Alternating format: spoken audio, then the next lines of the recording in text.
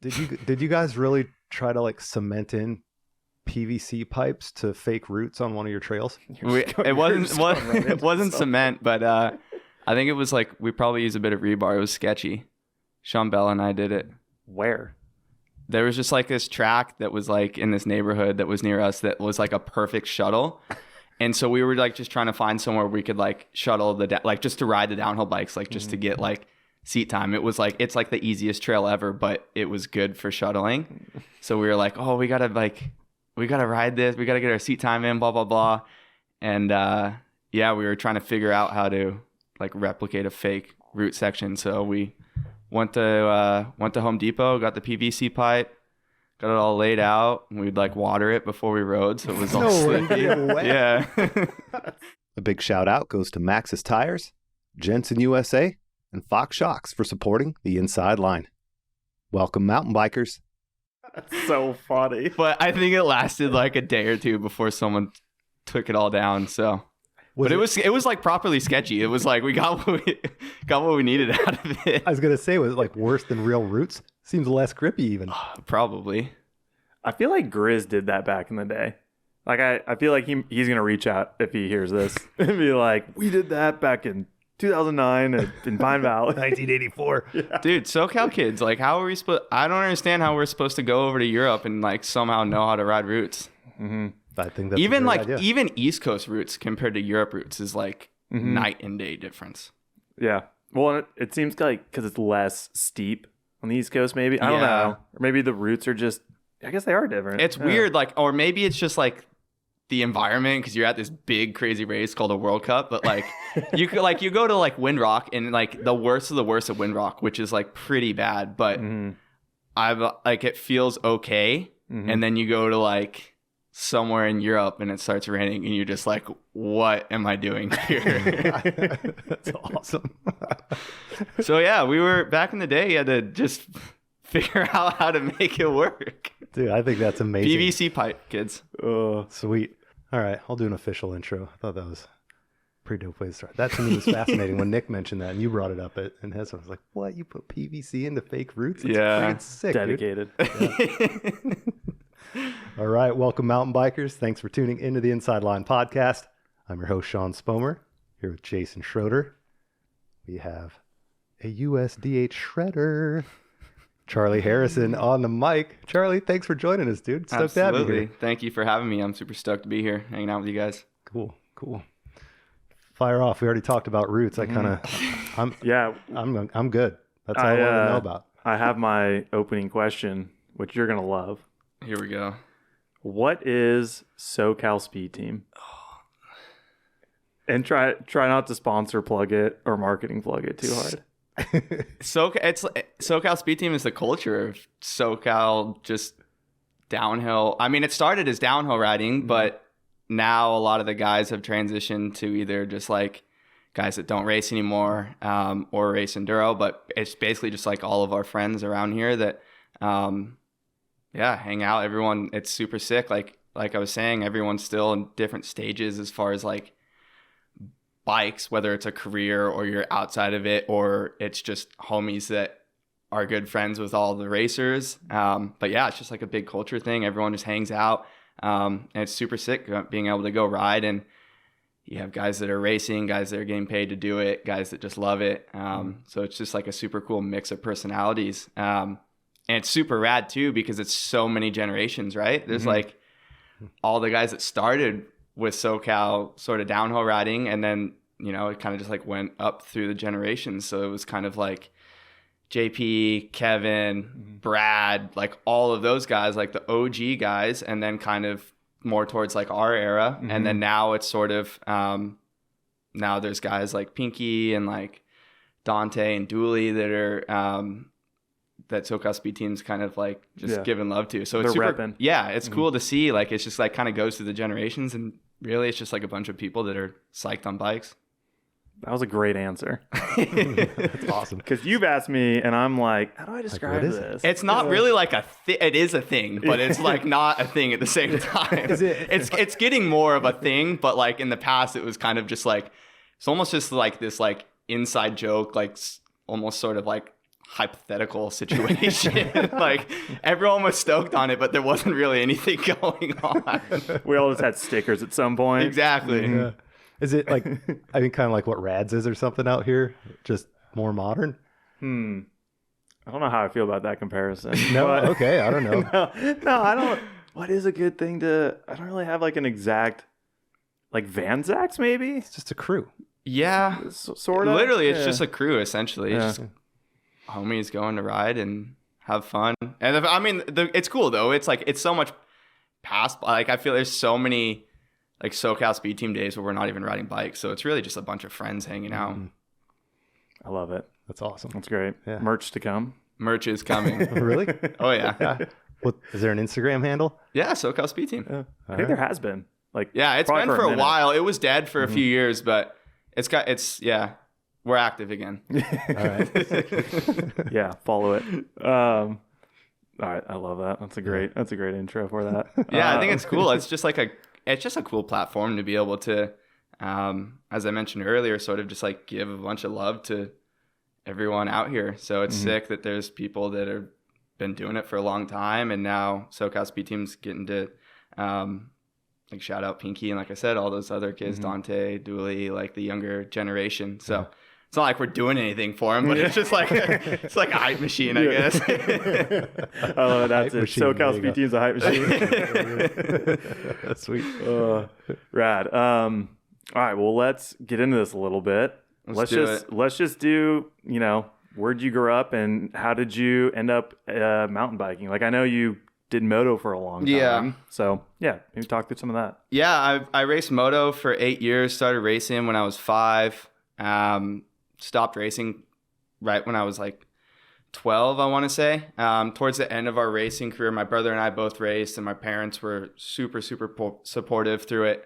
We were doing, like, we never went to Loretta's or anything, but as far as like regionally, we were pretty much like as serious as you could get, riding multiple days a week, trainers, multiple bikes, the whole deal. Kind of towards the end of that, we took a year off to so my parents could get their finances back, because it was just, I mean, as you guys know, so expensive to race moto full time, especially with 2 kids.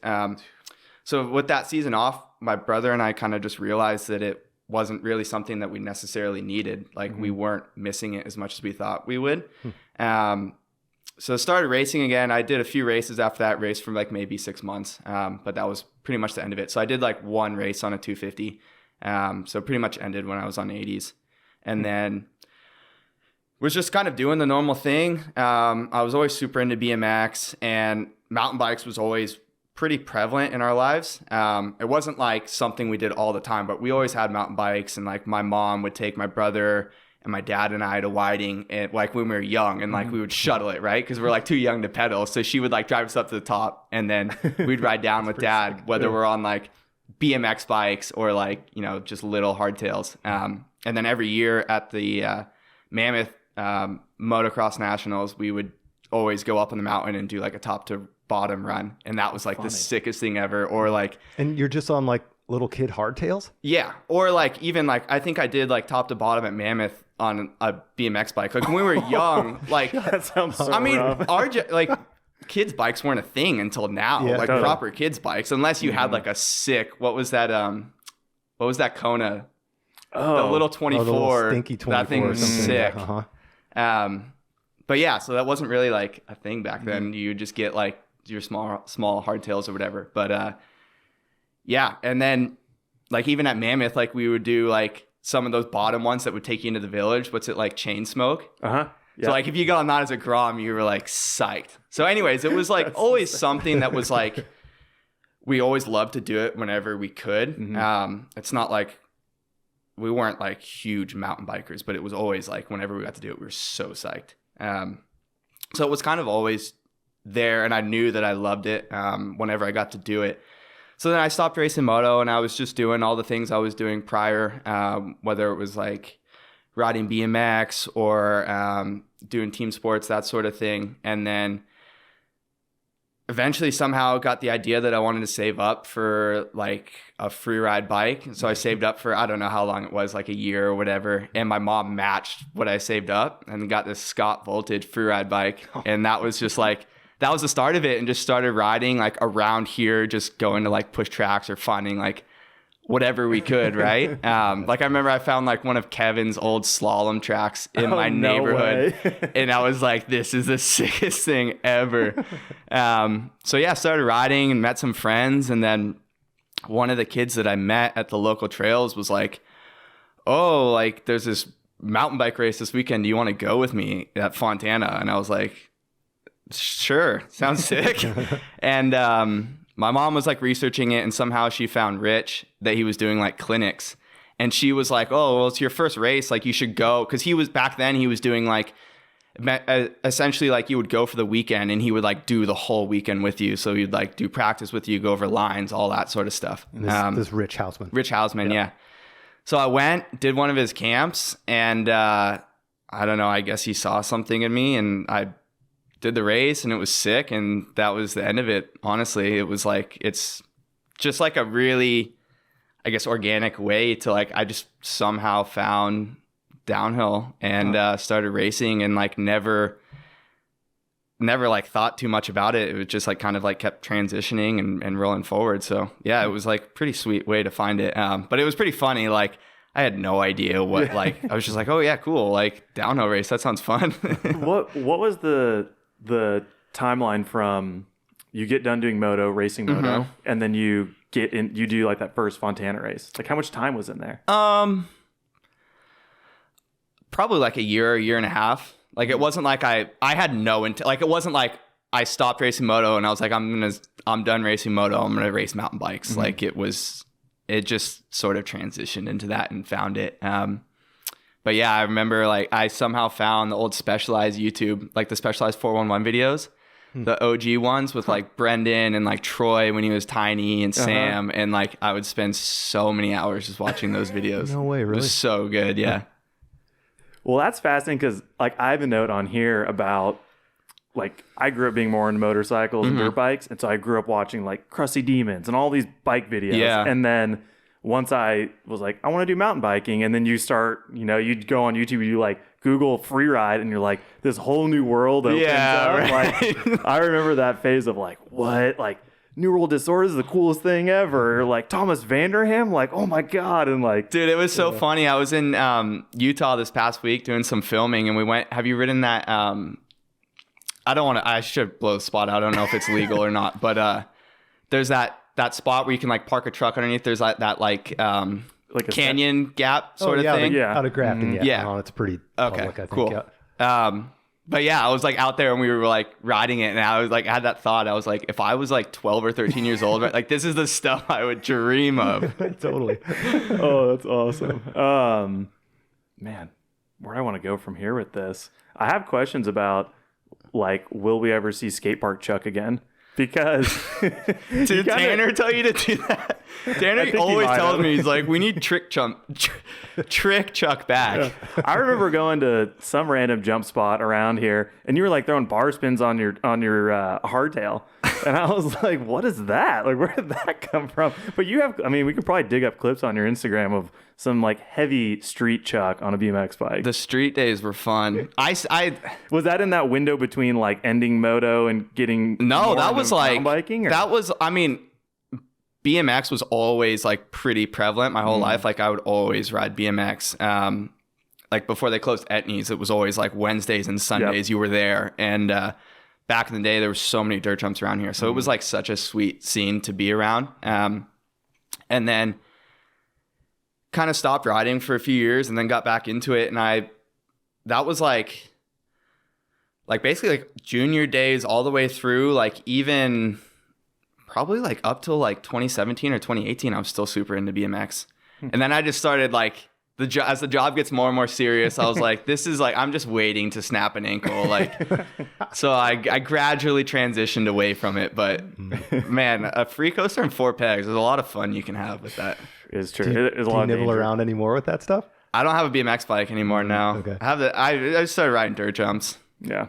I felt like, you obviously can get hurt doing anything, but I'm like, if I'm on a hardtail with like no pegs and brakes and like you just casually ride some dirt jumps, I'm like, you're taking a lot. Like, it's so easy when you're riding street to just like slip off and either hurt your wrist or roll an ankle or whatever. So yeah, everything's hard. Like the ground, like usually you're on concrete and metal, and the bike has no give. Yeah, it's fun until it's not. And like quick. I feel like with street stuff, like every time you fall, it's not like falls where you know you're falling. Like, it's like super quick, like those falls where you like don't get anything out type deal.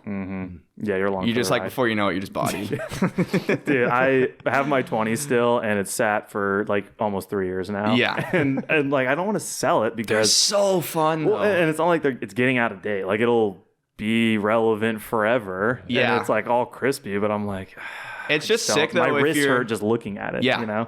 If you're a mountain biker though, and you get out a BMX bike, like not even like trick wise, like BMX is very hard, like technically, but like you just get on a BMX bike and you're just like, I can just move this thing so quick. Like, it's just like, I don't know. It's so much fun. Yeah, it is fun. But to your question, I don't know if Street Chuck's coming back. He keeps trying to hype me up though. He's like, oh yeah, you gotta start doing tricks again. I'm like, no. Oh, I love it. All right. So you do your first Fontana race with Rich. It's like a coaching experience. Yeah. Does that just light the fire to I'm gonna start racing downhill now? Or and as I mentioned earlier, it wasn't. I can't ever really like look back at whatever you want to call it, a career, and be like you have those moments where you're like actively like thinking about stuff. Like it kind of just kept like going and going, and it was just like really sick. So yeah, like I did the camp with him and instantly was hooked. And then like started doing some coaching with him outside of races. He'd start like taking me and we'd go do shuttle laps and stuff, and just like coach me through that, and like really just help sort of nurture me. And this is like this kid that has no idea what's going on, doesn't even like know the sport he's in essentially. But yeah, it was pretty epic. And I mean, you know how big like Fontana was back in those days. And it's funny, that's come up a few times recently, like with your squad, your generation. Yeah, like Fontana was huge. It was though. I mean, in like yourself, Aaron, I mean like Luca, myself for a little bit, like McKay, Vesna. Yeah. There really is like a lot of names that we all ended up there every like January through March, every other weekend. And like it is, I think back on it, especially when you think of other places people come out of, and it makes a lot more sense. But it's so, and we've had so many conversations like that where we're like, man, and now you look at like Dante and Dooley, like kids that are really moving up in the World Cup scene. Like there's so many people that have came out of such a random little hill. Yeah. I feel like it's just, there's so many of us. So we all kind of, you know, like the community, it's like a little bubble. Almost. Yeah. Like a little bubble of competition, and everybody actually happens to be And how decent. serious was it, dude? Oh my gosh. Like, literally for Fontana races, I would be more nervous than like world champs race run. Like it was the big, like that was all that mattered. You lived for Fontana. I remember having a trainer at the top on more than one occasion. Oh yeah. But Jason and I next to each other on trainers. When the Pro GRT came to Fontana, dude, it was no joke. Yeah. I think I'm ashamed to admit that I definitely had at least one, maybe two races where I raced Fontana in spandex because it was so windy. Did you really? Yeah. Just so you could get through the wall better? Dude, it was, yeah. I mean, I probably would have too.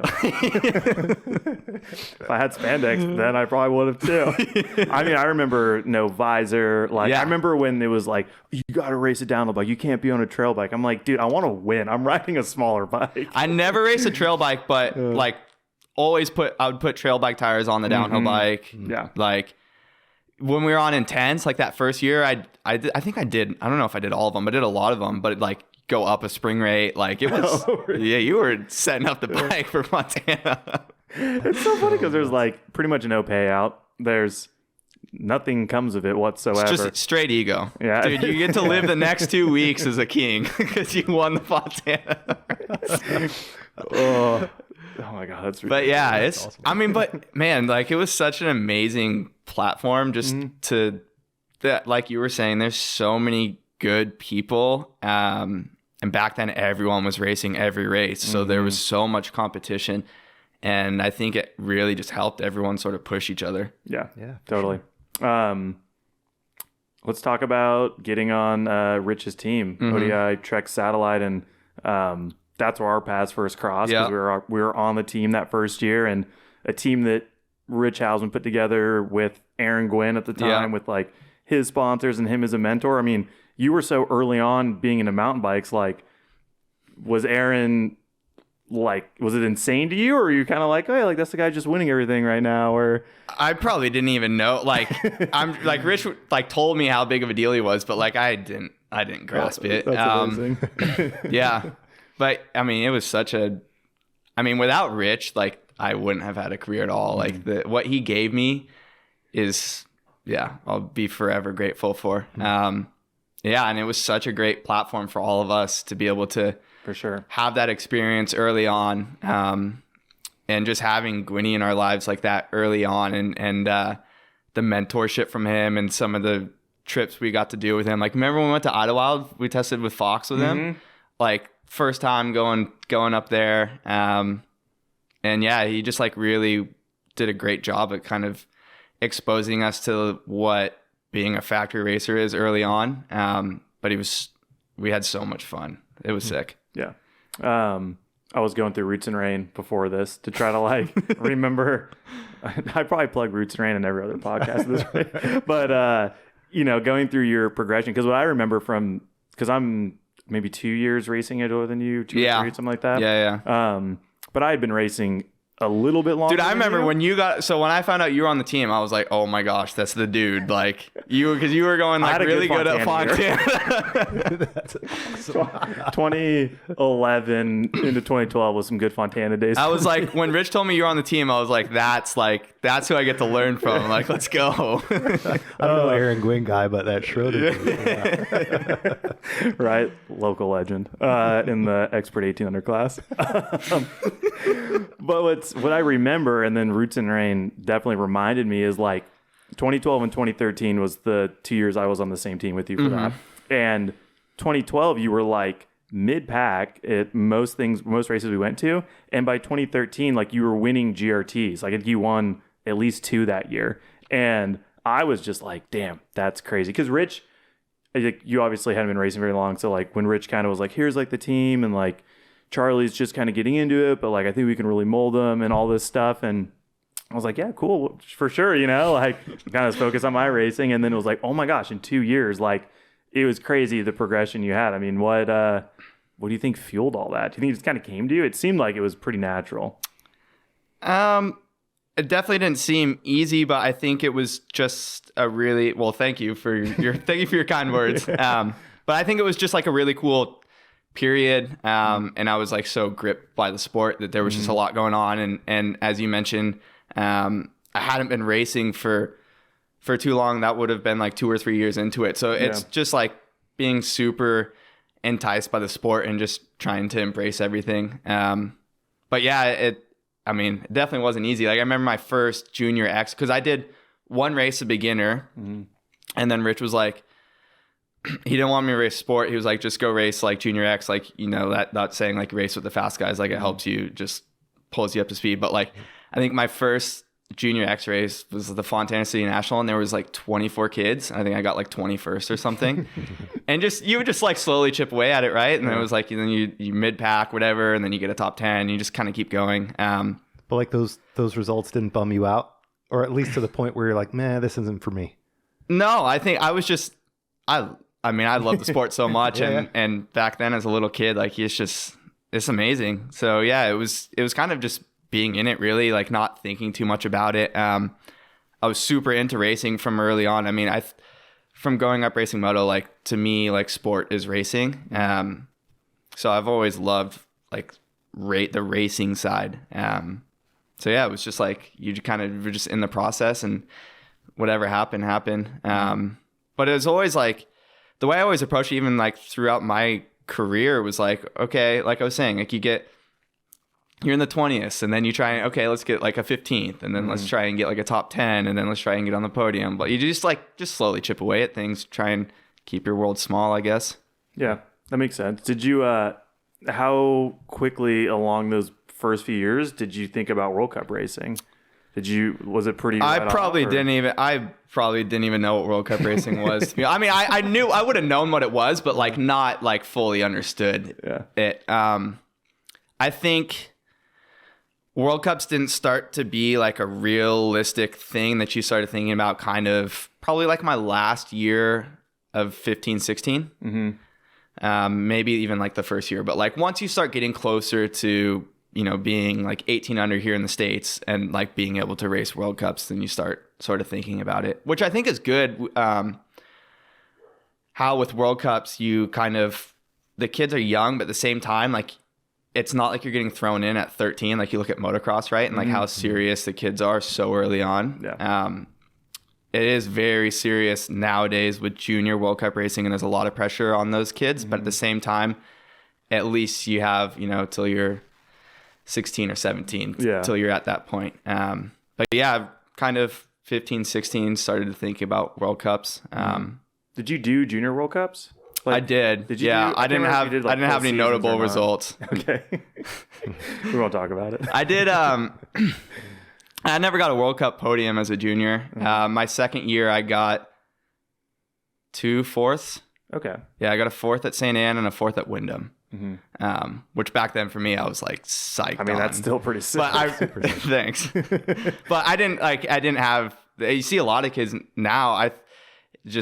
The kids, the super talents, like they come in as junior, and then it's just like just a loaded career from the beginning. So yeah, no, for sure. I mean, yeah, we talk about juniors a heck of a lot more now than it seems like we did a decade ago. For sure. I think because I'm pretty sure 2013 was my last year as a junior, and that was the first year they split it into its own class. And kind of once that happened, it like created a platform for the up and coming talent instead of just like a few of them maybe qualify into like the elites, and then they're like a mid-pack name that you're like don't really know who they are. Yeah. So, who were you riding for like those last few years as a junior, and then when you turned pro? Was that still under? So my Reece's first program? year racing World Cups as a junior, I was on the ODI development team. Okay. And then my last year of a junior and my first year of elite, I was on the Trek test team. And what was that? That was like.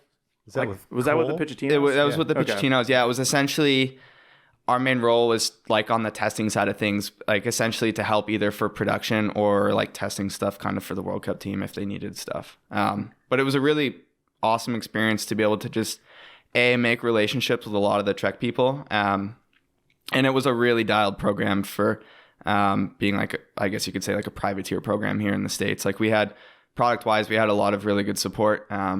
Yeah, I mean, I owe a lot to that program, so it was cool. Yeah, that's sweet. I remember, is that when you wore TLD gear? Yeah.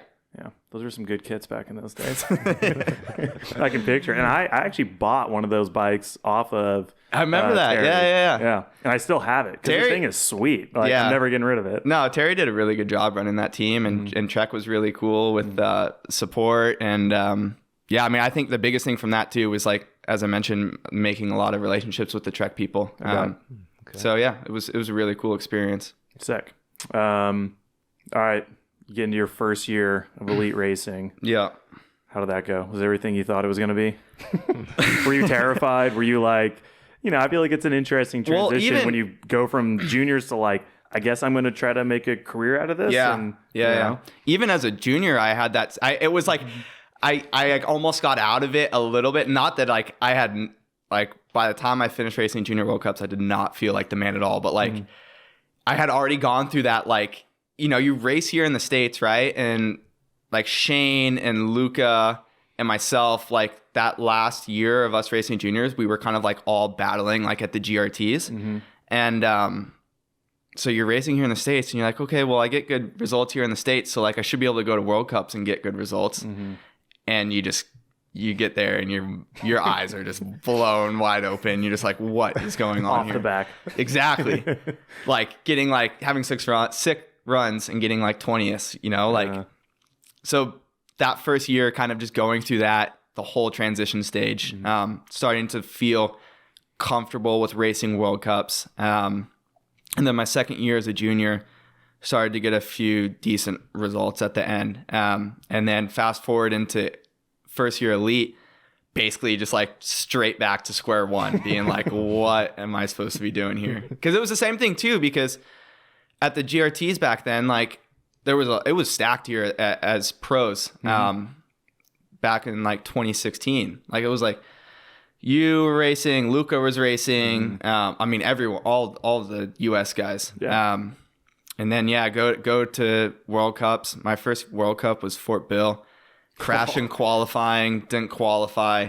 And that was like one of those very pivotal moments for me in my career where I was like, I called my mom after. I was like, I'm done racing. Like, because like to get to that point, like, as I mentioned with the junior stuff, like you put so much work in to like start to like feel like you're like making steps forward. Yeah. And then like all the years to get to that point. And I'm like, man, like I'm doing so much and like can't even like qualify, you know? Stuck with it. And that was a really cool year for me because just to see the transition and then like by the end of it kind of start to get some momentum. So like I didn't qualify at Fort Bill. And then my next World Cup was Lenzerheide, qualified like 78th. So just snuck in. Oh man. I finished 45th.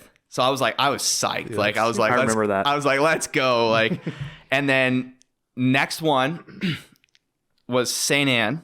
And I qualified like 18th or 19th. And I was just like, what? Like, it was I got like points. It was mind blowing. And then I finished like 21st or 23rd. And for me, that was like huge because as I mentioned earlier, like the way I approach everything is like, okay, once you get to one point, like you try and just like slowly start getting it down. So I was like, okay, well, I got a 45th at Lenzerheide. My next goal is to get like a top 30.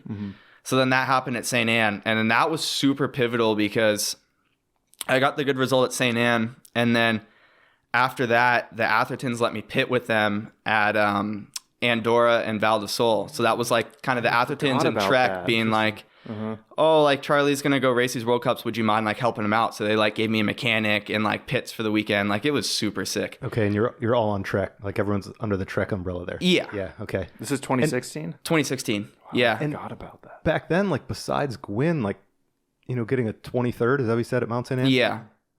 Like you're one of the best American finishes at that point, don't you think? I don't remember the stats. I'm sure. Well, Luca would have been racing, so I'm sure he beat me. But I mean, it was huge for me. I was like that, and it's super cool the way I can look back on my career. Like for me, like all these like little micro successes are like so relative, right? Because like for me, like that same feeling is like very comparable to like getting like a podium, right? Because it's just like you're at different stages of your career, but it was like so pivotal at that time. Yeah. So yeah, went to Andorra. Andorra went really well, qualified 11th and finished 14th.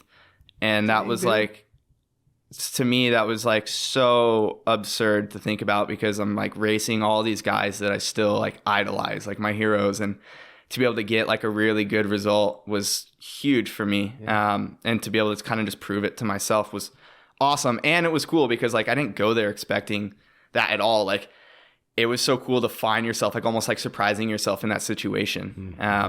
And then World Champs was at Val di Sole the next weekend and I got 14th there as well. So that was just like such a cool year because having that struggle sort of going into elite World Cup racing and then like starting to find my feet and get some momentum at the end and start to knock off some decent results was like so amazing. And then after that, I was able to get Factory World Cup ride, which is like what you spend all of the years prior up to that, just being like, I just want to ride. If I can just get a ride, like I just want to race a full World Cup season. Was that intense? That was that. So after that, I signed with Intense. Okay. Yeah. So yeah, it was such a pivotal year, and such a cool period to be in because, as I mentioned, there was like so many micro stages within it, and like every single stage was surprising myself. Like I had no intention to go to St. Anne and like get a top 20 in qualifying and then finish in the top 30. So it was almost just like, yeah, you're just like kind of rolling with the momentum and being like, well, like found ourselves here. Like, let's see what we can do.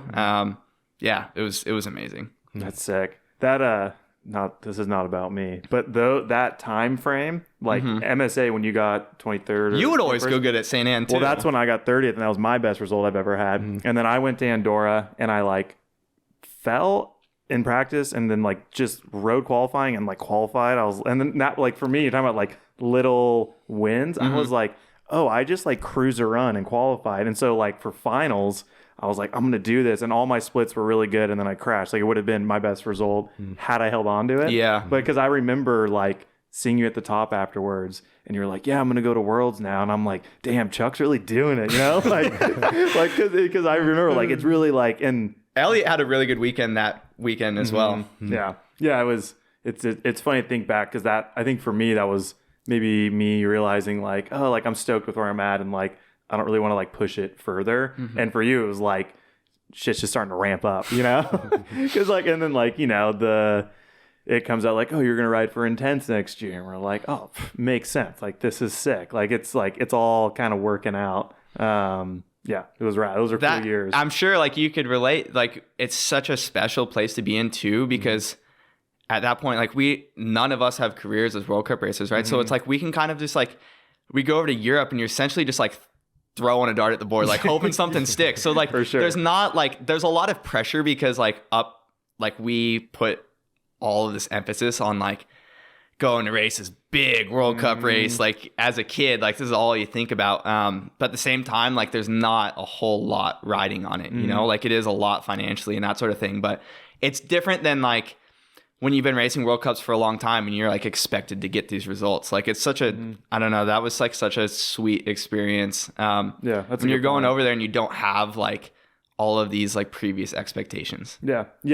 I remember going to race World Cups after putting a lot of focus on nationals, like national events in the US, and going overseas, and it felt like a relief. Even though it was like a bigger stage, there was no real expectation. Like nobody knows who you are. Yeah. You're like not gonna win, you know, and you're shooting for like small goals and like marginal gains. Yeah. It was way less pressure. And I mean, I'm sure as those goals got towards the pointy end of results and harder to achieve, you know, the pressure comes with it. But yeah. I'm curious to see what you think. Like, at what point did you feel like you were comfortable at World Cups? Because like to me, I feel like as Americans going to race World Cups, like until you feel like, this is just me speaking personally, I didn't have any success like straight away. There's obviously people that like Luca did a great job of like, he was really good as a junior, and like I think his first elite race he got like 11th or something. And like Pinky, like you see these kids that are like really good early on, but to me, like even as a junior, like I couldn't start to make steps forward until I was doing enough starts where it felt like a World Cup was a normal race to me, you know, like you weren't like flying over and there's like all of this like scary pressure because it's like this hyped up thing that you've thought of for so long as a kid. For sure. I think I always talk about how the more seasons you do, because you go to the same events all the time, the easier it gets. Because for me, like I never did back-to-back years of full World Cup schedules, but I did Andorra a handful of times. I did Mont Saint Anne the most. And like the second or third time going back, probably the third time going back there, it felt much more relaxed because it's like, you know where you're going. You have an idea of like where you're going to stay, you know, like where to go get the food you want. And like you have an idea what the track's going to be like all the like unknown factors become much more limited. And then you've already been on track, you know, like what the speed is like. It's super nerve wracking going to those events, like outside of all the hype and pressure. Like you have no idea what the track's like. Like you've seen videos, you watch videos all day long, but then like half the time when you're there, you're like, my depth of what this was going to be like is way off, you know? And it is. I think it takes like Dante, just because I interact with him the most, like he's enough years in now where he's just going to continue to go faster because he's done all the rounds, you know, like all of that counts for a ton. So it's crazy to think. I mean, I guess you could say like really anyone that's not European, like Americans, Kiwis, Australians, like anyone that's traveling for the World Cups, like you have so many things stacked against you from the start. Like it's pretty crazy to think. And I think just getting reps in and getting comfortable like plays so much into it. Yeah, for sure. How did you get in contact with Intense, and how did that whole deal kind of come about? And was there ever talks of you riding for Trek at like? Yeah, so I had an offer with the Athertons as well. Okay. So it was kind of, I don't know. I mean, it's kind of hard to remember, but I mean, I knew a lot of the Intense guys just because, I mean, they were always at the races and that sort of thing. So we were always like hanging out regardless. And then after the season, kind of, as I got some good results, you know, you start to talk to some teams or whatever. And then kind of just like any ride, you just reach out. And Yeah, I eventually got an offer from both of them and the Athertons. And that was like it was hard for me at the time because, right, like I was like, had such a great relationship with Trek, and I really valued so many of those individuals. And the Athertons obviously like such a top tier team. And it really just came down to, I felt like for where I was in my career, the Intense program was a better program for myself development wise. So it was obviously like a way younger team with less pressure. And I felt like at that point in my career, I maybe wouldn't have benefited from going straight to, this really prestigious developed team and like expect results straight away. And makes that sense. Like, by no means, like, am I trying to like take away from Intense? I just felt like it was a brand new team. And I knew so many of those people. Was obviously really good friends with Nick. And like like in 2016, I started to get to know Jack and Dean more because Nikki was on the team then. Yep.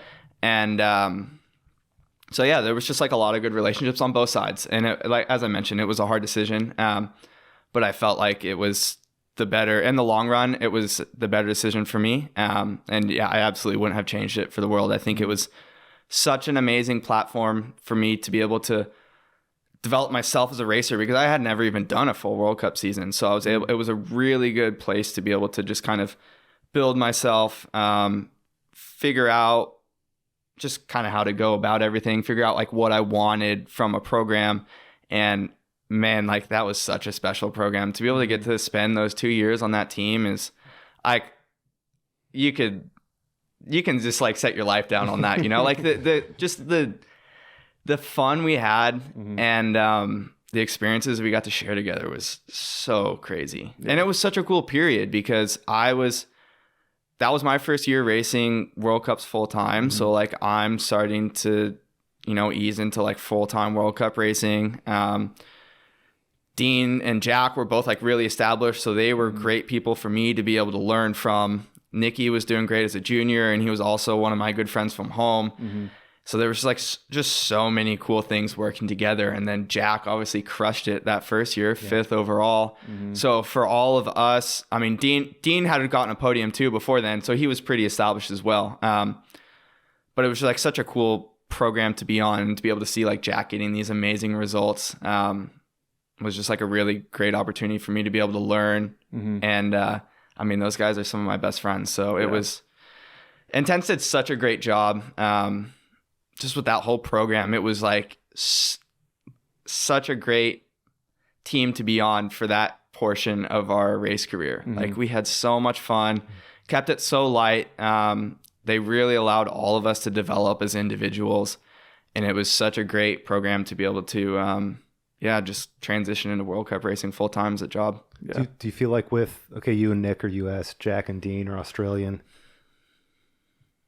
Do you feel like the four of you could kind of bond in that, all right, you're going to Europe, where Europe isn't home for any of you guys. You're kind of all outsiders to some degree, or do you think there was enough experience on everyone's part? I think because Jack and Dean were so established as World Cup racers at that point, they had been on teams for a long time. That was like... Wasn't a big deal. They knew the drill. Yep.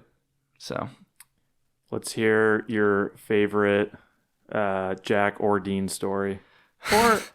Or Nikki. There's got to be. I'm sure there's only endless stories, but yeah. What's one that comes to mind first? Probably. I mean, I'd say like the most pivotal one would have been Jack getting that podium in Fort Bill that year. That was crazy. And that was on the 29er. Yeah, they had like a proto 29er. That was such a crazy experience because you could kind of see like I believe he won Crankworks Rotorua that season, which was like, I don't know, a month or so before then. So you kind of saw like the momentum shift. And then to be able to go to Fort Bill and see him get that was incredible. And it was funny, like I remember like having a conversation with him before the weekend where we were like walking along the aqueduct or whatever. I forget the correct term for it, but where the boat comes through right through town. And I was like, Jack, if you get a podium this weekend, you need to jump your bike into this. And he was like, joking, like he's like, well, if I get a podium, like of course, like thinking, like talking about it, like, oh, it's not gonna happen. He got the podium. He fortunately didn't jump his bike in, but should have held him up to it. But yeah, it was such a sick weekend, and kind of just like a really good. I wouldn't say like a momentum shift for the team, but it was just like really cool to see this like young new team to be able to like lock in like a really proper result at such an iconic venue. Yeah, for sure. Yeah, that was a cool team for like those 2 years, or like yeah, it was weird. So cool. Sick because everyone at Intense is so rad. We had really cool sponsors. We were like this young, new, flashy team. We had like cool kits, lots of different colored bikes, that sort of thing. Yeah. I forgot about that. Bernat was like such a fun team manager, and he obviously had so much experience. So it was like between that and then like Jack and Dean being like so much fun to hang out with. Nikki, obviously just an absolute hoot. Yeah. A full child at the time. Exactly. But it was like this perfect combination of fun and experience, and like such a good platform to be able to like make memories, learn, figure out how to race. And I mean, by the end, like in 2018, I got a top 10 on the team. So, I mean, I owe so much to them. They really, I mean, they developed all of us, and it was such a great program to be able to move forward. Yeah. Yeah. I was kind of going through your years, like from first year of elite and like those 2 14th places at the end of the year. And then it's like 2017, you were 20th in the overall, you had a 3rd at nationals. 2018, 16th in the overall, top 10, first top 10, like you mentioned. I think it was a 7th in MSA. And like, just seems like things were clicking. And then, I mean, now hearing you talk about like maybe setting those personal goals and kind of checking them off, it's like the results show that sort of mentality, which it's rad to see. Thanks. You know? Yeah, it was really hard to get that top 10 because like 2018, I was really consistent. Like I think I got out of, I don't know how many World Cups there were that year, 6 or 7 or 8 or whatever. I got top 20 at like 5 of them. But I was like, I really wanted that top 10. And like I kept getting like, I get like a 15th or 13th or 14th, like so close, but just like couldn't get it. So being able to get the top 10 at St. Am was like, just like one of those really pivotal moments. And it was cool to do it at the same venue that was like so powerful years before when I got my top 30 there. So it was like really cool to be able to kind of come back and have the same, like I was saying earlier, like successes are relative, right? So it was almost like the same sort of thing, but you're at a different stage in your career. Yeah. Dang, that is really cool. But it was, I met like that top 10 was hard. It was like,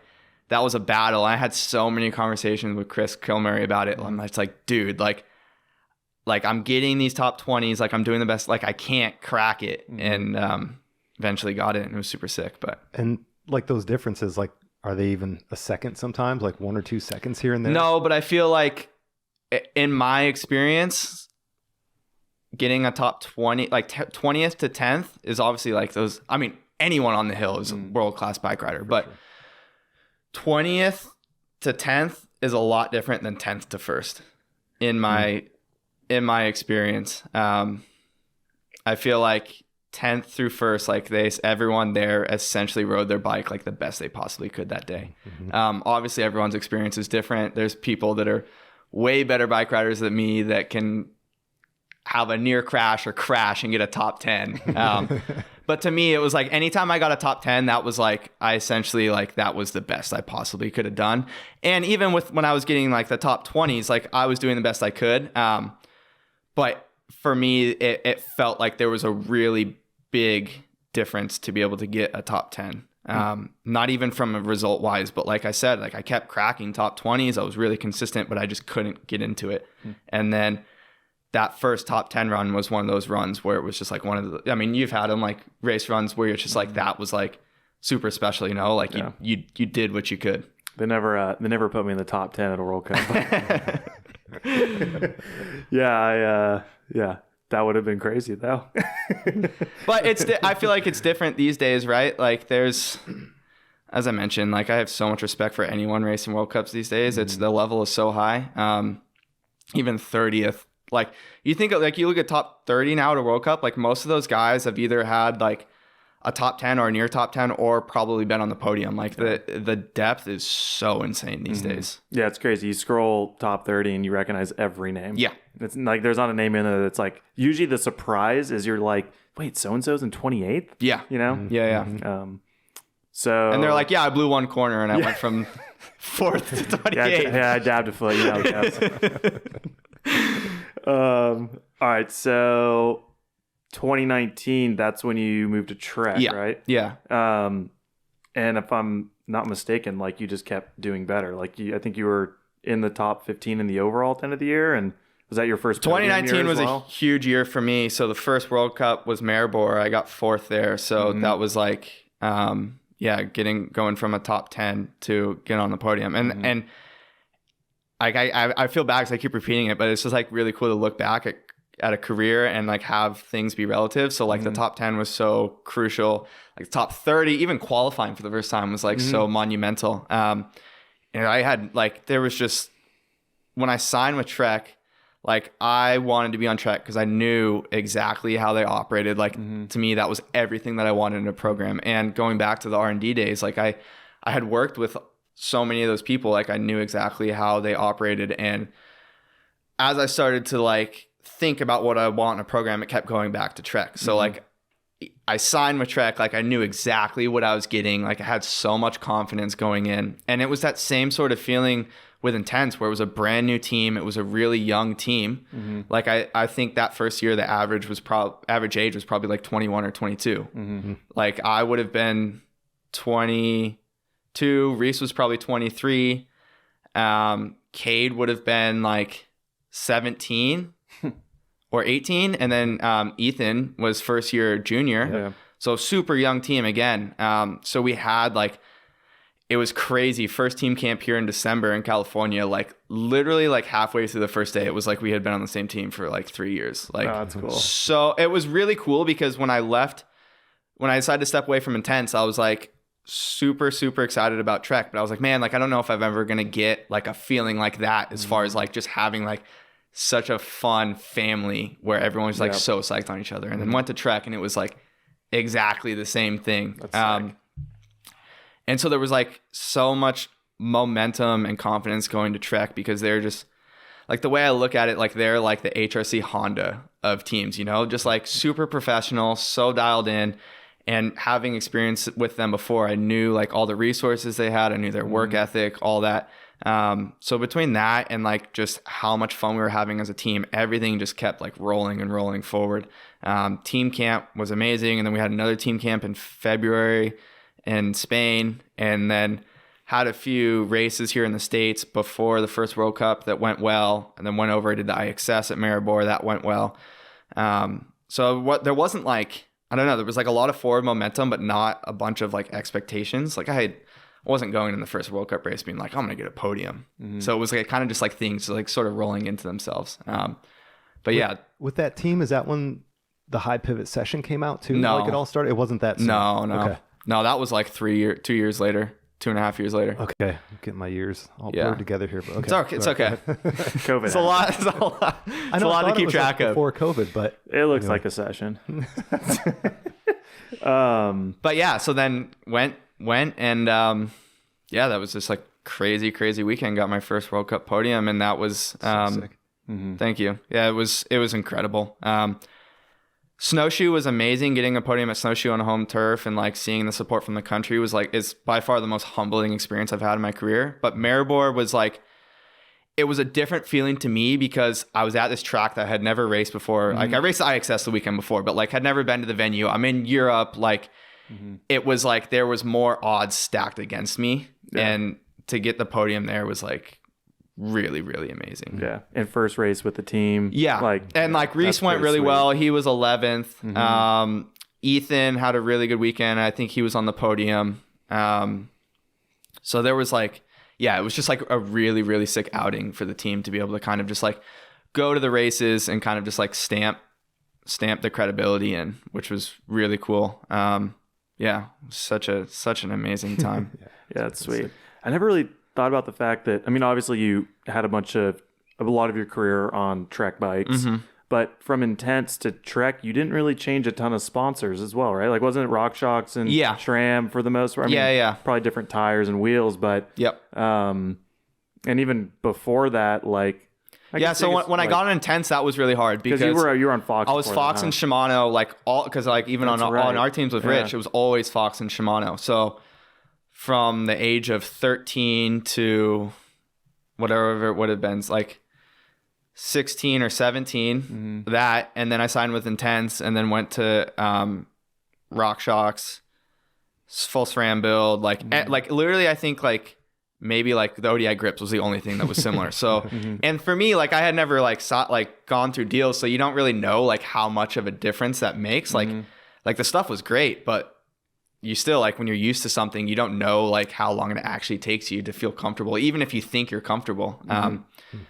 So yeah, and then went through those 2 years, and then as you mentioned, going on to Trek, a lot of the stuff stayed the same, which was super, super easy to make the transition. Totally. Yeah, it seems it's kind of unique. I mean, you didn't move around too many teams, but like sometimes you hear about people going like full extremes or just like everything's new, and it always sounds super hard to do that. Like, I would not want to do that. Yeah, I think it's something that could probably get pretty easily overlooked, but there's people that are way better bike riders than me that can probably just hop on whatever you give them, and they'll be good in like a week. So yeah.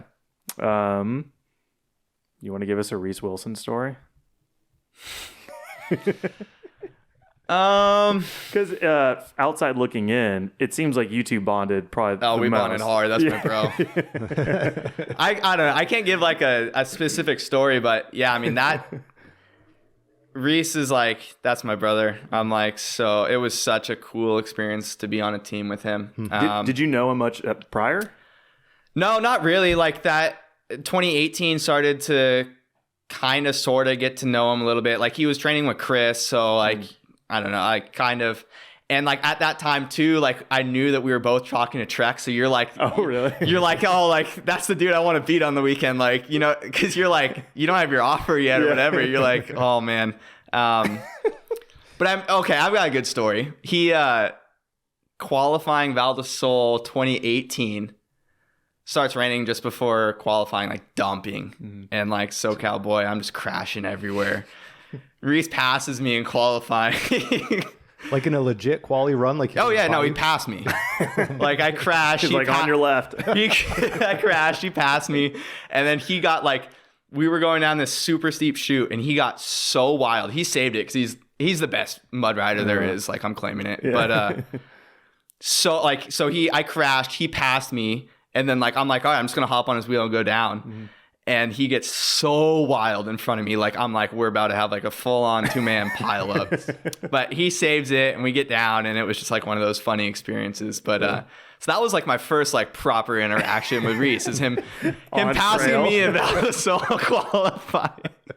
Luckily I had a big P to cash in that weekend with protection. So it was all good. But, yeah. And then like instantly we just bonded so quickly. And I think it was good because we were both like in very similar stages of our career. That 2018 year for him was crazy. He got 1 or 2 podiums. I think he was on the podium at Val di Sole, and he was for sure on the podium at Fort Bill. So he had like a really good year going for him. So it was really cool to kind of see him have that momentum. And then, I don't know, something about it. It's weird because a lot of like, his and I personality are very different, but I think it's kind of one of those things where you sort of just balance each other out. But something about it, like we instantly just hit it off. And we've grown so close over the years. I'm so thankful to have been able to spend 4 years with him. And I'm so happy to see all of the success that he's had going on. So, and it's been really cool because him and I both have had a lot of really high highs and really low lows throughout the course of those years, and to be able to kind of be there for each other throughout those is super special. That was one of those things that I've always been super thankful for over the course of my career. Like team wise, having like such close connections with everyone on the team is really special. I feel like you look at a World Cup paddock nowadays, it's very rare to see teams where like everyone is like really, really tight, you know, like you kind of have like your micro clicks within teams. And I was very blessed to get 2 teams that are like so family, like it just like naturally too, everyone just grew so close. Yeah, that's sweet. That is cool. Yeah. And it was really crazy to look back. Like I've had a lot of conversations with Reece, even over the last 2 years. Like the last few years for me have been a really big struggle. But just being able to kind of like, everything's relative, right? So like Reece and I, like, were able to relate to a lot of the same things, even though like from the outside looking in, like you could think like a lot of us are in like opposite ends of like a racing career. But there's so many emotions and things that go into being a professional athlete in general. So having someone that truly understands it and knows what you're talking about, and to be able to like be there to support each other is really special. Yeah. Heck yeah. Yeah. I mean, there's only so many dudes that are racing World Cups, right? Like it's going to be hard to relate to maybe like your friends back home. They're just doing something normal. Yeah. And then even like seeing Reece, like he's one of the guys now, and like him and I, like I've been so low over the last few seasons with injuries and stuff, but like even though he's like one of the guys, like we're able to relate, and like he's like, I feel like the exact same way, you know what I mean? So it's just like, it was a very was a very special relationship. Yeah, that's sweet. Well, let's you're kind of hinting at it, but you had 3 or 4 seasons where it was sort of the up and up, and then 2020, 21, and 22 was just unfortunately littered with injuries. Like maybe for people that don't know, kind of run through like the timeline of what happened and different injuries. Yeah. So even mid-season 19, I broke my wrist at Leogang, and I didn't realize that it was broken until we were meant to race Innsbruck the next week. And I was like, man, like crashed in practice, sprained my wrist. I'm like, it's not getting better. So did you race? I did race. Yeah. How'd you do? I got 7th. It was a good weekend. With a broken wrist? Are you serious? Weird flex. So I wasn't trying to flex. I think I got lucky because it like the pain, it took a while to set in, but whatever, dude. It's not bad. So I broke that was hard for me because that was the first proper injury with mountain bikes. I had been like, I'd obviously gotten banged up before then, but that was like my first like time where I'm like missing races. And it was even harder because it was such a breakout year for me because I had got my first podium, and then Fort Bill went terrible, but then Leogang went well. Like, so after you get a podium, right, like that's like kind of like the new standard you set for yourself. And so like I was really stoked to get another top 10 at Leogang, and I was like sick. Like I went back down to 10th or 11th in the points. Like you're starting to like, that's the first time where you're like thinking, like really thinking about like trying to stay in that top 10. And then I went to Innsbruck. Thing just kept blowing up. Chris was like, you're gonna be fine. Waited like 4 days, and then like tried to go for a trail ride, and like literally couldn't ride. And I was like, okay, well, I'm like, something's wrong. So like you didn't even think it was like x-ray worthy at the time? No, I thought I just sprained it. It was like pretty fat, and I just like every day I'm just like waiting for it to get better, because we had a full week off. We were gonna race that weekend starting on like, I don't know, Thursday or Friday or whatever. So I had like 5 days. Thought I tweaked it. Flew home, and found out the skateboard was broken. So I got surgery on that, got a screw in that. So that was really hard because I had finally like, I gotten a podium, and like, you're like really like amazing yourself with like, and then I got like another top 10. So like to me, I'm like sick. Like I'm at this point, like I could only dream of being here. Like, let's keep it going. And then to like instantly get knocked back was really tough. So got surgery on that, came back, struggled for the first few races. And then finished off the year good at Snowshoe. So that was really cool to be able to kind of bookend it on a positive note, and to kind of get back to that level with another podium, because obviously like you get a podium and then you're hurt and you're like, man, like I don't know if I'm ever going to get back there. So then to be able to finish off the season with that was like really cool. And that's 2019? That was 19. Did you finish at least? I got lucky. I got like lucky. 13th in the overall. I got lucky because Snowshoe was like one of those weird double point weekends. Okay. So I essentially clocked in. I was stoked that I got a bunch of points at the end. And then 20 COVID year, season gets all the way pushed back, which was really tough. So started training in November which is when we normally train for like a March start or whatever. And the way I approach COVID is like one race gets canceled, I'm like, next one's happening. So I essentially just trained the whole time. So by the time I got to Leogang, literally 11 months of training. Were you massive? No. I was just pissed off because I've just been training for 11 months. Man. But yeah, so got the Leo Gang. That was Worlds. The first race was Worlds, and then it was I don't know if it was Maribor Lusa or Lusa Maribor, but there was 4 World Cups grouped together after that, 2 doubles plus Worlds. Crashed at Worlds, broke my hand, so missed the entire season. So that was like really tough because A, the buildup, and then like also too, like having that breakout year before where you're like, now you're kind of like expecting yourself to be in this position was really hard. And then go home, regroup, 21, show up the Leo Gang again for the first race, snap my arm, go home. Dang. So that's 3 years of Leo Gang. 3 years of Leo Gang.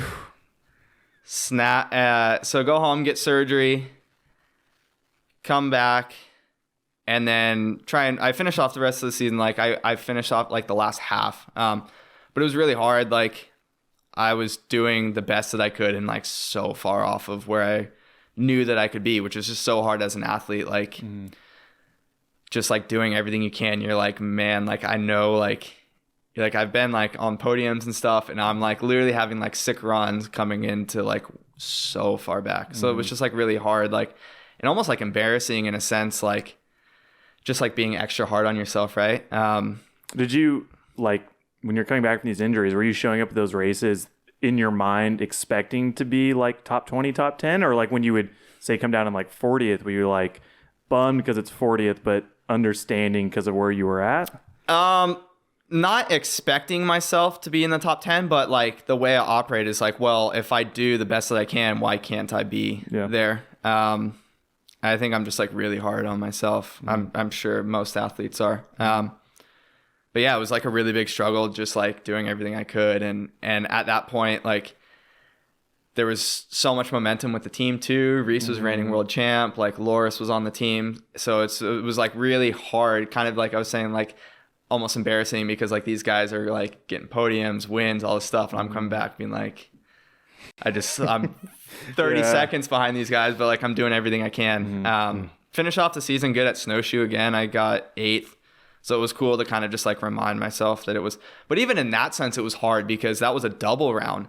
So the first race I got 8th and I was like sick. Like I've been working so hard to try and get back to this. Like, let's keep it rolling. And then that next race of the double round, front flat and qualies. So like didn't even, so it was like instantly, like as soon as you feel like you start to get a foot forward, get knocked back again. And then, so yeah, going into 22 was like super hard mentally because I had just been like, have all these years of like working so hard, just keep getting knocked back. And like, you know what you're capable of, but you're just not doing it. Not even like giving yourself the opportunity to be able to get to that point to show it.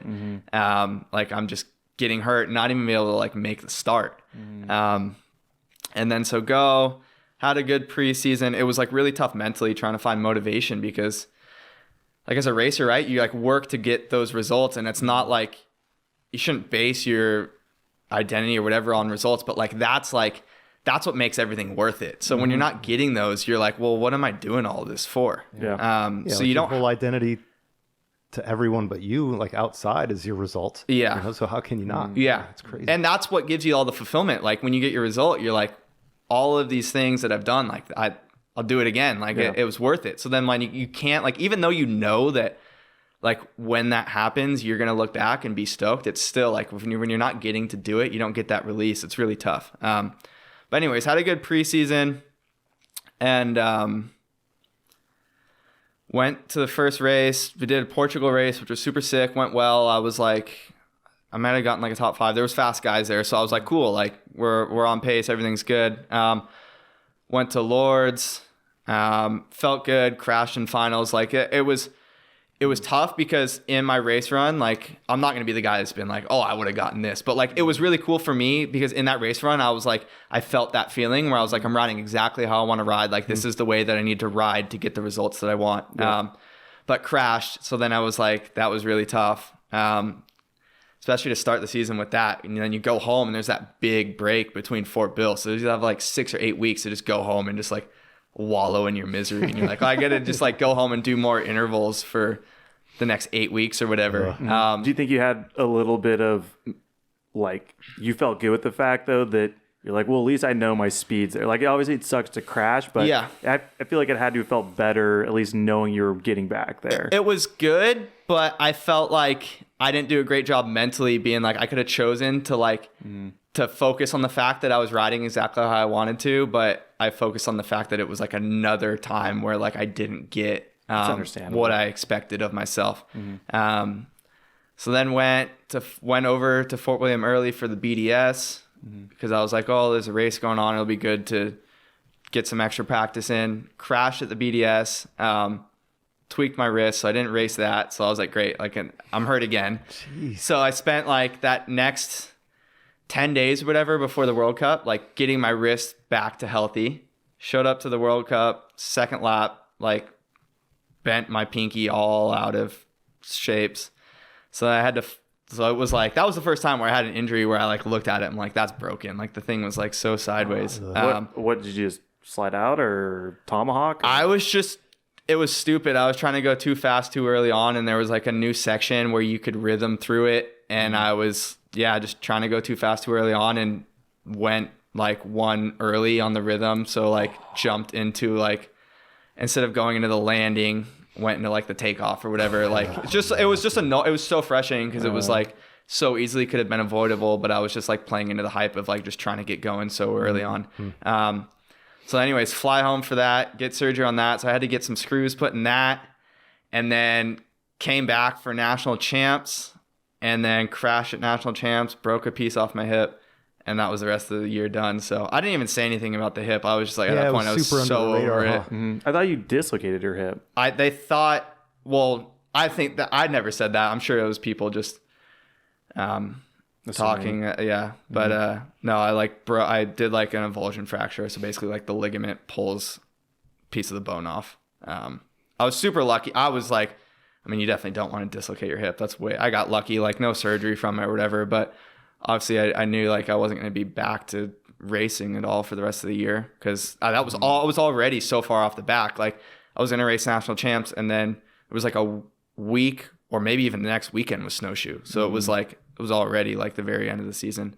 So then that was like another 6 or 8 weeks of getting that back to healthy, but the year was done. So that's gnarly. It's so much. I mean, it's like, I don't know. The injuries aren't crazy. Like there's so many people that have way gnarlier injuries. You look at Bulldog or like Greg with his neck, or like Omri's had really gnarly injuries. But everyone just handles things differently, and the way that they kind of just piled onto themselves and like the mental toll it took on me. And just, I think really just like not being able to get that release of like knowing what I was capable of and never even being able to like prove it again to myself was like just tore you down over the years.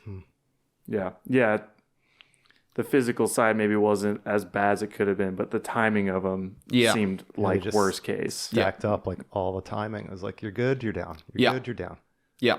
Well, that was the thing. It was just like I just got in this cycle where it was like it's so hard to be able to come back from an injury and go straight to fight to come back to competing at the highest level. And like unless you're in it, like you don't know like everything else aside from like you look at your you broke your arm or whatever, that's going to take 8 weeks to heal, but like there's so much else that goes into it as far as the mental side of like sitting there questioning if you're ever going to be able to like be fast again, and like healing it, doing like all of the rehab, like all the buildup of going back to racing, like all the training, like trying to like work around your injury.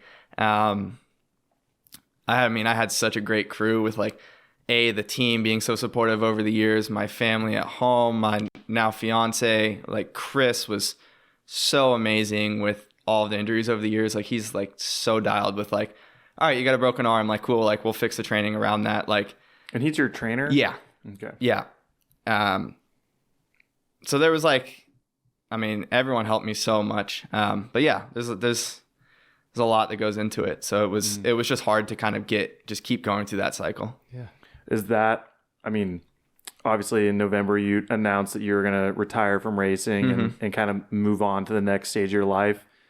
I'm sure obviously the injuries were a part of that, but you know, maybe talk through your headspace coming to like that decision or that realization. Yeah, it was something that had been in the works for a long time.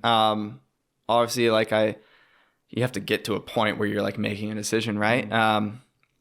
But the way I never approached racing with like the intentions of trying to do it as long as possible. For me, it was like, I look at like Ryan Dungey with motocross, like not to compare myself to him at all, but like I always felt like he had a really healthy way of approaching it as far as like identity. And I always tried to look at it as like, it was something that I did, but it's not who I was. So it was really great to be able to go through a racing career and not like have everything just like invested in this. Like I was like 110% in as far as like effort and like doing everything I could. But like at the end of the day, it wasn't everything to me. So it was really good to have that sort of background with racing. So yeah, I just over the years, like I always knew whenever racing ended, like I know what I'm going to do outside of racing, or pursue at least. So just kind of over the years, priorities shifted, and I started to feel like it was getting more and more towards that time to make the shift and go to, my ultimate goal as far as a career. So it was good. Like even going before the 22 season, like I had pretty much already made my mind up. So it was good to know that like it wasn't the final injuries that was like the sole factor of making that decision. Yeah. I was kind of, when I look back at my career, there's a lot of instances where like, say like that Fort Bill example where like I didn't want to race anymore. Like that was like one of those things where it was almost like kind of make or break type deal. There's been so many moments of those throughout my career that I'm so thankful that I like pushed through it. So it was really hard for me toiling with the fact of like all this stuff happening. Like, is this like my time to go, or is this one of those things where like I should like keep pushing and something really great's going to come out of it? But when I did the hip, I felt like that was like God telling me like, that was like that one straw in that one direction where I was like, okay, like I get it. But as I mentioned, like going into the year, I had pretty much already made my mind up. Like I was telling, most of like my really inner circle that this was probably going to be my last year racing. So yeah, I mean, I felt like I always felt very thankful with the fact that to me, racing wasn't everything. I absolutely loved it. I'm so thankful to have been able to live that part of my life. But yeah, I mean, as athletes, it's so easy to just like get fully sucked in by what you do. So I'm thankful that, I had other hobbies in life and I knew what I was going to do when I stepped away from racing. Did you have anyone wanting you to continue? Be like, no, not yet. Do another year. Keep going. Or was everyone pretty much in agreement with your decision? As far as like, I don't know, team, sponsors, family, whatever. I think you could go both ways. Like I was definitely, like I said, I mean, I was going back and forth. Like, do I keep racing? Do I not?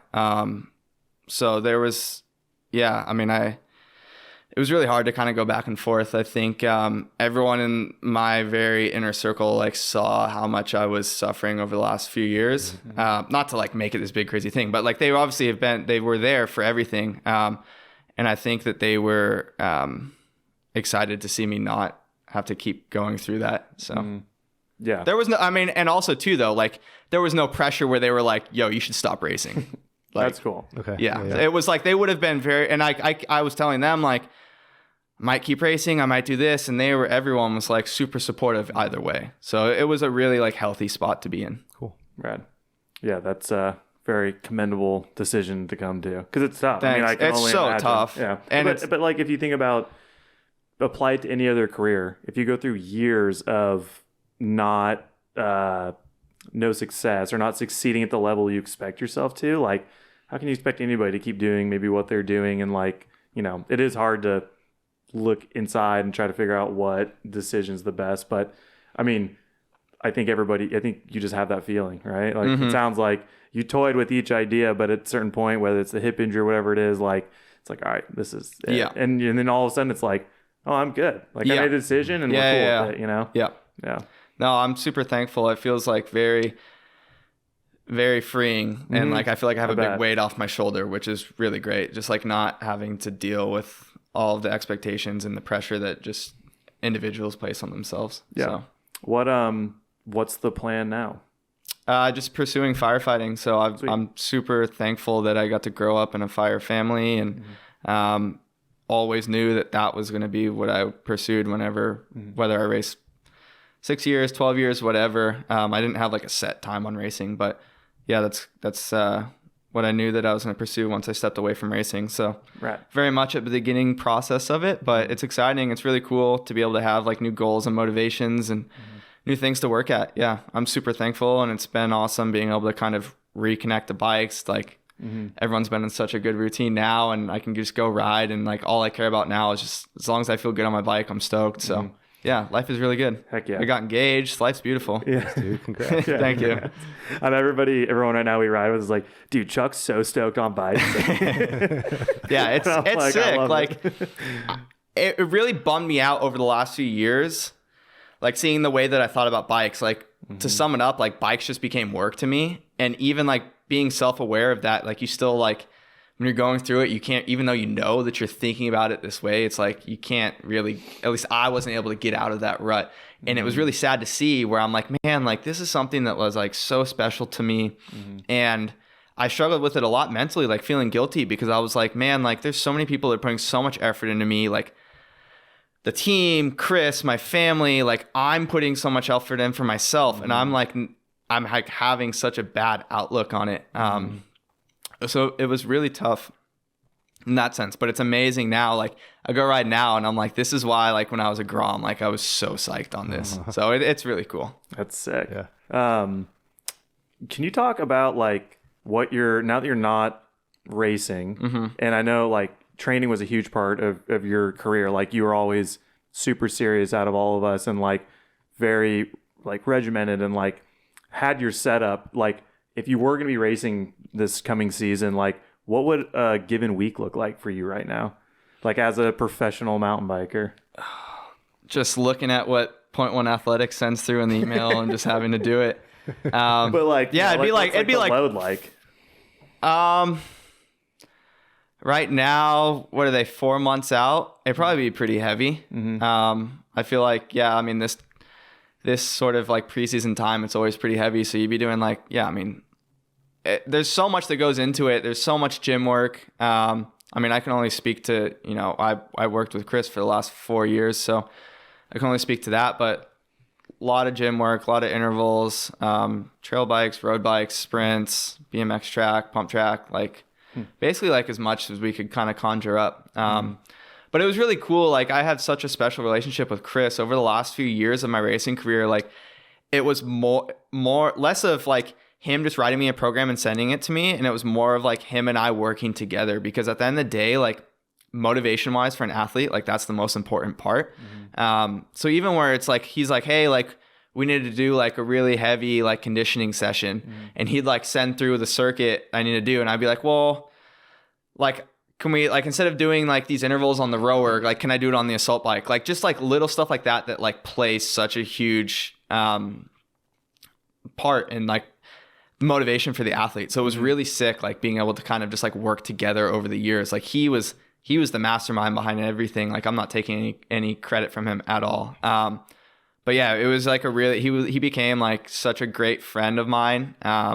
And we had like a really, really good coach athlete relationship over the years. So yeah, shout out to Chris. He's the best dude you could ask for. Yeah. But so you would get something via email, a program, and it's up to you to go and do it by yourself. Like, are you trying to go with anyone else to kind of give you motivation? I mean, there's people here that, obviously there's a lot of people racing here.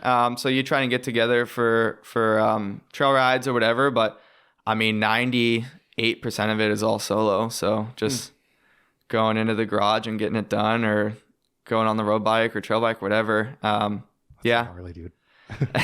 That is just like the commitment. Like I'm all by myself. I got to get up and go do what I got to do. I think it's definitely very helpful if you can kind of get like a camp together and have, like, you see like all the moto guys do it, whether it's the Baker's Factory or the Sandbox. Like what they all have their like compounds where they have like the crew that's there and they do everything together. It was definitely hard over the years, like doing everything solo, but I mean, there's so many good friends here. So there was never like a week where you're doing everything by yourself. Like we'd always ride downhill together, or like, if you're going to the BMX track, try and get people to go to the BMX track or link up for trail rides.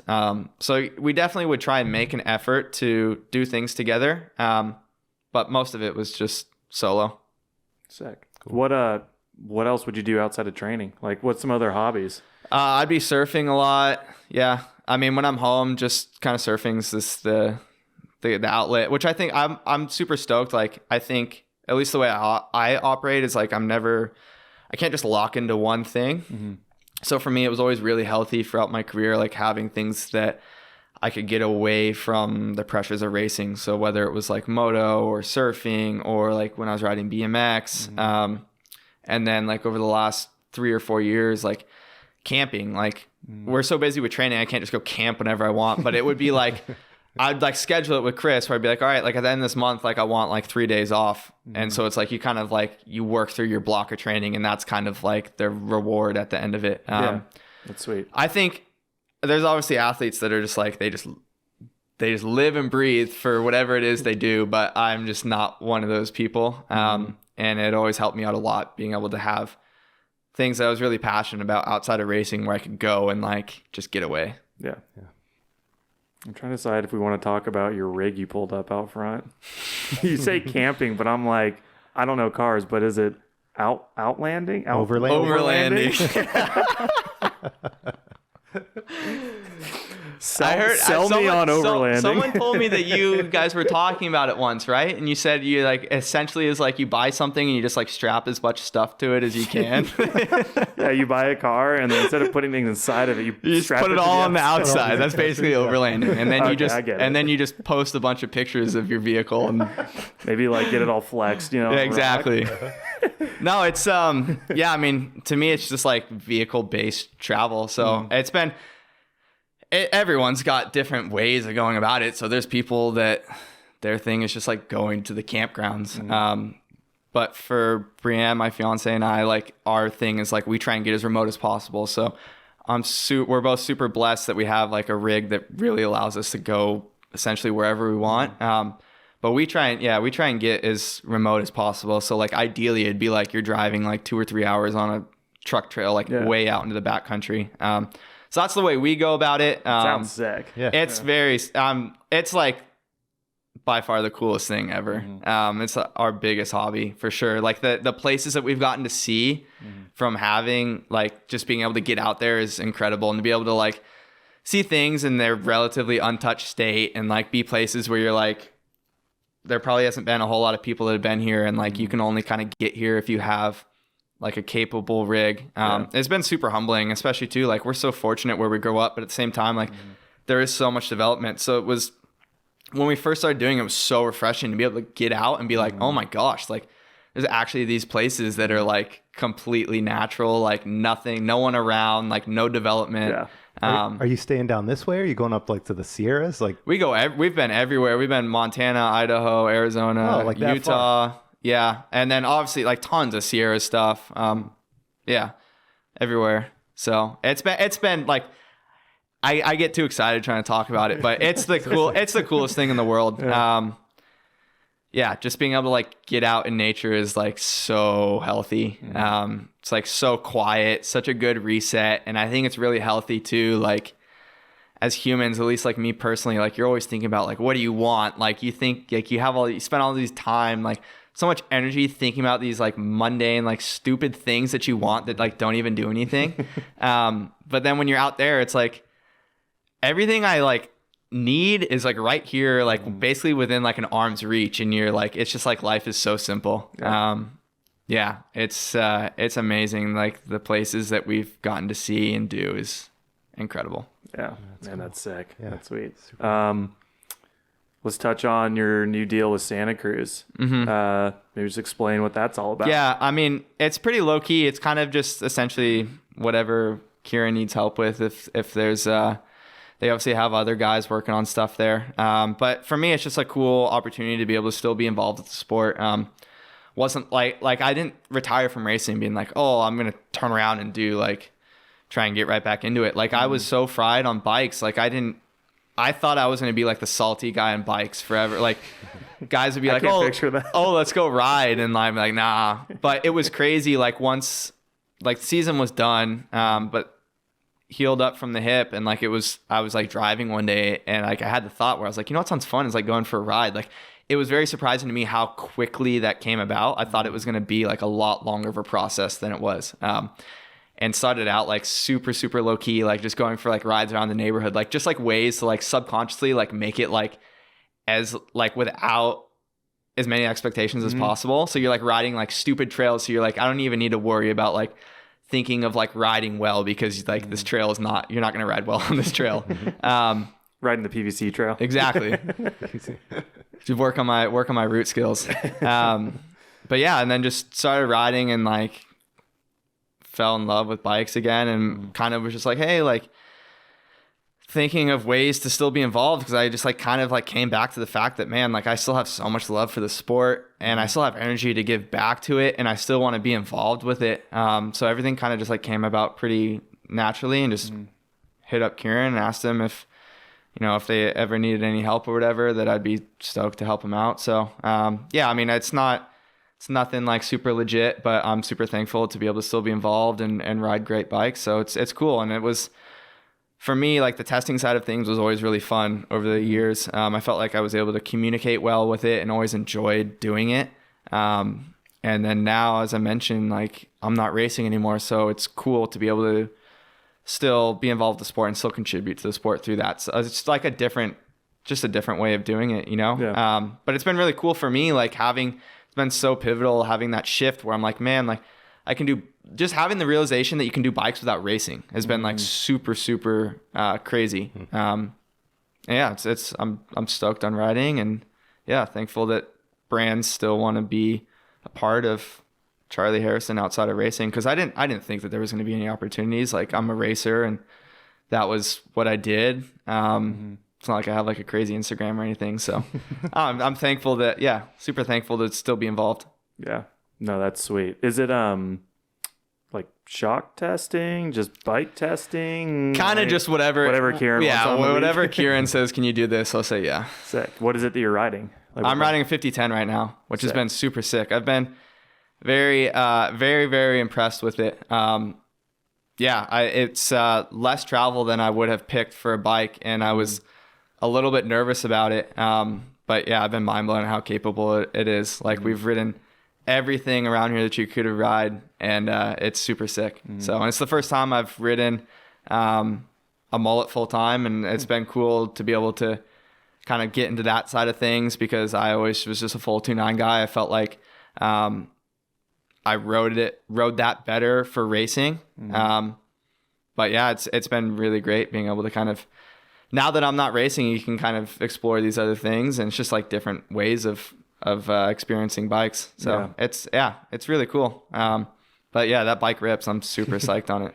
I know you were surprised. You were like, really? He's on 5010? I know, like, just seems small, but you know, it does seem small, but you ride it and it's like it handles what it's got so well. Yeah. So like we've ridden all of the stuff around here, and it's been like very few moments have I felt undergunned. So it's a sick daily driver. Cool. That's sweet. Yeah. I'm at the end of my list. You know, although Here we go. Although you were talking about, I don't even know what you were talking about at some point, but all of a sudden I had this memory of us in an ER in Mammoth. Oh my gosh, yeah. But we were with my elbow. Yeah, I forget what we were even there for. We were helping coach that camp. Aaron had that camp, and we weren't helping coaching. We were like kids, but we were just participating. Aaron dragged us up there. Yeah. Aaron, like he was sponsored by Mammoth and basically put on like clinics in the summer, and then as us being a part of his development team, we're like there to help. I mean, we just kind of rode. We just rode all day. Hung out with some people that were stoked to be there. But yeah, we did like that local. It was like a Wednesday night race. Yeah. And I like tried to be cool and like nose like stoppy across the finish line, and just like went fully over and just belly drug and elbow drug myself across the gravel, and spent the night getting my elbow stitched up. I just remember we were like, you know, you crash in front of where everybody is. Everyone, and dude. Like you kind of got up and were like, no, I'm fine. Like a little bit more embarrassed than anything. And we're like, all right, cool. Like glad you're good. And then you're like, I think we might have been in NEMA then, but like a white jersey that was all bloody, and we're like, uh-oh. And it's just like a hole filled with pumice rocks. We definitely could find the picture from that.